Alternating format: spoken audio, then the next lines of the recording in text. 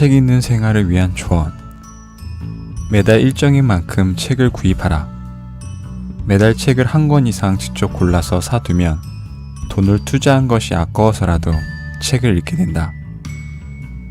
도서관과 서점에서 보내는 시간을 늘려라. 휴일에는 종종 도서관에서 시간을 보내라. 책을 접할 기회가 많을수록 읽고 싶은 생각이 생긴다. 친구와 약속이 있을 때도 카페보다 서점에서 만나기로 하면 기다리는 동안 책도 보고 친구와 정신적인 교류도 나눌 수 있다. 소장하고 있는 책을 분야별로 분류해보라. 지성인은 여러 분야를 두루 알아야 한다. 자신이 읽은 책을 분야별로 분류함으로써 자신이 무엇을 알고 모르는지 생각하게 된다. 다시 읽고 싶은 책이 얼마나 되는지 보라.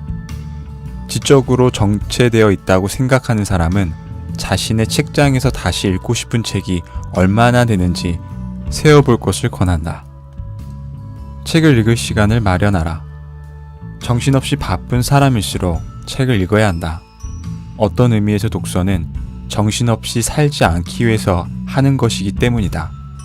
쓸데없이 바쁜 생활을 정리하고 텔레비전이나 컴퓨터 게임, 인터넷, 자가용운전 등 독서를 방해하는 것들을 줄여야 한다. 책 이야기를 함께 나눌 수 있는 벗을 만들라.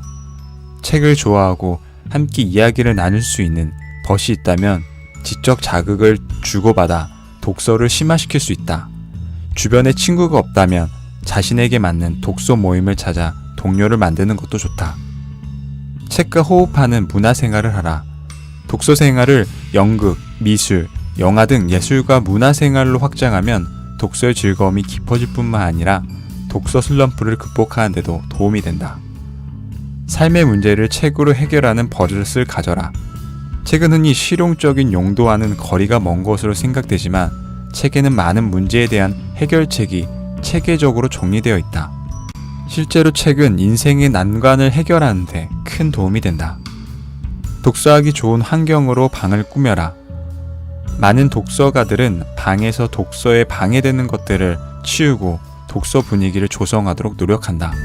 책상, 책장, 적당한 빛, 고요함은 독서의 필수 조건이다. 매달 읽는 책을 결산하라. 일정한 독서 수준에 오르기까지는 많은 양의 책을 읽으려고 노력하는 것이 중요하다.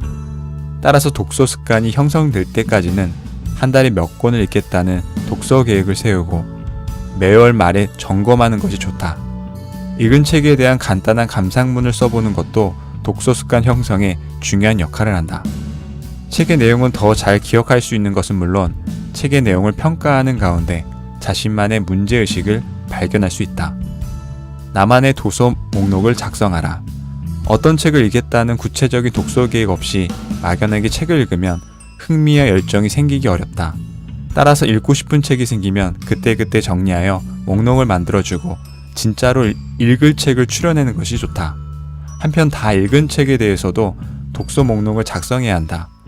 자신이 실제로 어떠한 책을 얼마 동안 읽었는지 눈으로 확인함으로써 독서에 대한 의욕을 기르고 독서 생활을 개선할 수 있다. 인간과 세계의 문제에 깊은 관심을 가져라. 독서를 열심히 하기 위해서는 궁금한 것이 있어야 한다. 그리고 궁금한 것이 생기기 위해서는 인간과 세계에 대한 관심이 있어야 한다. 관심사가 우물한 개구리처럼 자신의 주변에만 갇혀 있다면 독서가 재미있을 수 없다. 아는 척하기 위해 책을 읽지 말라. 책을 읽지 않고서 읽는 것처럼 말하거나 다른 사람으로부터 전해 들은 말로 책을 비판하는 경우가 많다. 이는 다른 사람의 생각을 무비판적으로 따른 것에 불과하다. 책은 다른 사람 앞에서 아는 척하기 위해서 읽는 것이 아니라 자신의 지적 편견을 깨기 위한 것이어야 한다.